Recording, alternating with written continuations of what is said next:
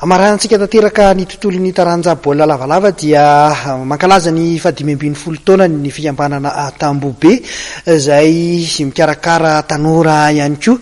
Amin'ny tena mitoraka ty dia hiara-dalana ny taranja baolina lavalava sy ny vakisova izany ka dia nisy ny fihaonan'ireo mpitantana ny fikambanana Tambobe tamin'ity herinandro ity nentina nanazavana indrindra ny fampiarahana izay taranja baolina lavalava sy ny vakisova izay.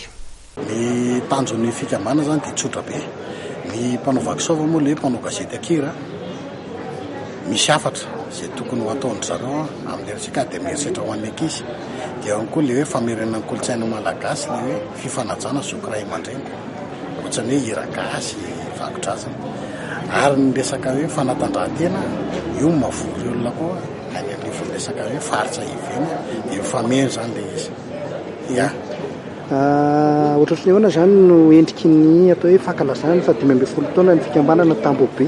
Ny endriky ny fankalazana zany dia misy ny fifananana rugby izay ionan'ny Tamanosibe sy ny Skara club-ny commune dia eo koa ireo 15 flèches ny Boakely manohatra ifandona amin'ny Matador ary amin'ny le 29 Jolay ao amin'ny stade-ny Malakamo zany hoe 7 volana Jolay izao io Malakamo.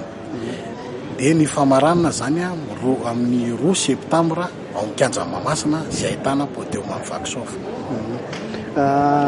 Ohatrany ahoana no fampiarahana eny Kianja zany atao hoe fanatanjahantena sy sova izay. Ny fanatanjahantena misy tsy maintsy misy ny resaka hoe fialan-tsasatra dia ao anatin'ny fialan-tsasatra miakatra ny groupe tsoro. Misy ny efa misy time in zany izy io ka tsy mamona aminaina satria mamieno hira koa ianao sofinao dia mijery ny masonao. Raha iverenana kely le hoe fikambanana Tambobe, inona tsara moa zany le atao hoe fikambanana Tambobe sy ny foto-kevitra ijoroany? Ny fikambanana Tambobe dia teraka tamin'ny taona 2010 niopana tamin'ny ady mieritreritra ho an'ny ankizy. Tsy ampy taona satria tao amin'ny fokotanana Raisorony mandeha ny resaka tena hoe fanolanana zaza latsaka ny 10 taona. Dia hoe andao rangahy ifanetana entana ny rehetrarehetra hoe mba tsy hanao an'izany satria raha zanako zany tratran'izany mety mba ontsa ihany ianao. Dia izay nahatonga anay hoe nanao plateforme ireo fikambanana izay mitovy hevitra maka miady amin'izany eritreritra ho an'ny ankizy zany.